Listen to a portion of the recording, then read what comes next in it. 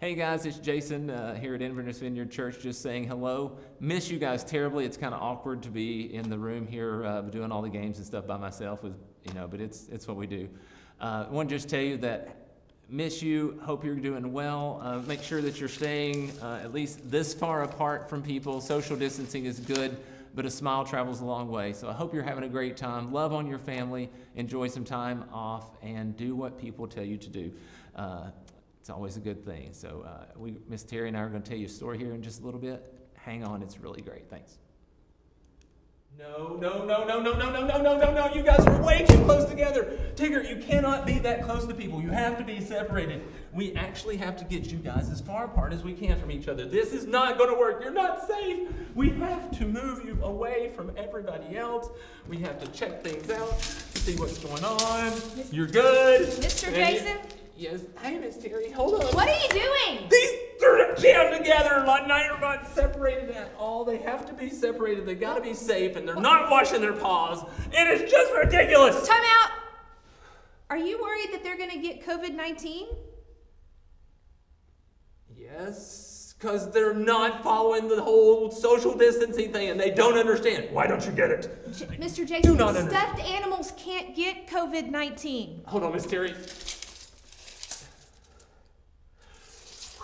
We're good. Okay, we can. So it's good that we're good. Miss But the Teri, stuffed I tried to stop by and make sure they were safe, and they were all had gotten together, and it was like they were having a party, and I was like, no, you can't be together, and I don't even know what you are. And it's kind of stressful. They're stuffed animals. But Miss Teri, finally. What do you mean finally? Every Sunday you come in here and I'm trying to do something, and then you come up and I accidentally say a certain word, and you lose your mind for a minute, and you say, I have one of those from my favorite book. And today there's no possible way you could have a story! I have a story, Mr. Jason, about animals and being quarantined. Not possible. In my storybook, right here, it's in Genesis. I would like to hear this. Yeah, see, there is this man named Noah, and this is in Genesis chapter 6. I'm 6 feet. Noah was the only righteous man in the whole world, and so God decided he was going to wipe out the whole world. So he said, Noah, build me an ark. So he builds this ark, and it's the size... Well, it's about a football field and a half long, and about half a football field wide, and probably about as tall as this room, and it has 3 floors, and that probably sounds really big, until you think about Disney's Animal Kingdom, or the zoo, and you're gonna put all of that in this little boat. And so, Noah spends 100 years building this boat. And then at the right time, God sends all the animals. They come 2 by 2, the male and the female of the big animals and the little animals and the scurry animals and the birds. And he says, and brings 7 pairs of the animals that are good for eating and for sacrificing. And all the animals come to him, and it takes 7 days to load all these animals in the boat.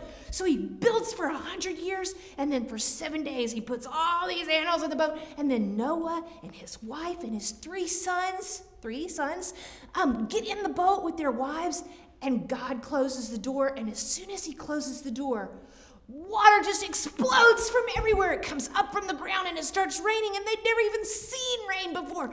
And there's water and 40 days and 40 nights, all these animals and the people are stuck in this boat the size of a football field. And 40 days it rains, and then it stops, and then the boat is like rocking on the water, and the water is so high, even the tops of the mountains are 20 feet below. And they stay like this in the boat for over a year before the water starts to go down. And so it's all gone. It takes months and months for the water to come down. And then they open the doors and they say, oh, it's still muddy, so they wait for it. So at the end, it's a year and a month before they come out. And then they come out 2 by 2. Now, we think that we're really stuck at home with this coronavirus or COVID-19 or whatever, and we all have to stay home and stay in our places, and we're like, I just want to go play, and I just want to get out, and I just want to do things. But think about if you were stuck in the boat. I mean, you can't even go outside and run around. You're stuck in the boat. And, I mean, there's only, his 3 sons, the 3 wives, him and his wife, that's 8 people, right? So, I mean, how often do you think it's your turn to walk the elephant? Yeah. Or clean up after the elephant? Yeah. So we don't have it near as bad as Noah and these animals did. But you know what? It says in the Bible, this one right here, my favorite storybook, that Noah did everything that God commanded him. That's chapter 6, verse 22. Noah did everything exactly as God had commanded. And when they got off the boat, you know what the first thing he did was? He made a sacrifice. He took some of those animals that were pleasing for sacrifice. He made a sacrifice, and God said, I'm never going to do this again. And you know, the end of the story, he puts the rainbow in the sky as a promise, as a seal of the promise that he makes that he'll never destroy the world again. So that means this COVID-19 is not going to destroy the whole world. That means we're going to be okay. So my challenge to you is these people that you're stuck with, probably your family, number one, you know how Noah did everything that God commanded him? Do everything your parents tell you to do the whole time. Okay, they made me say that part. Okay, but what I really want you to do is find something that you don't know that's good about every person in your house. And find something that you didn't know about him before or that's really good, and then you can send that to us and we can know what you're learning. And God can teach you even in this time when you're contained.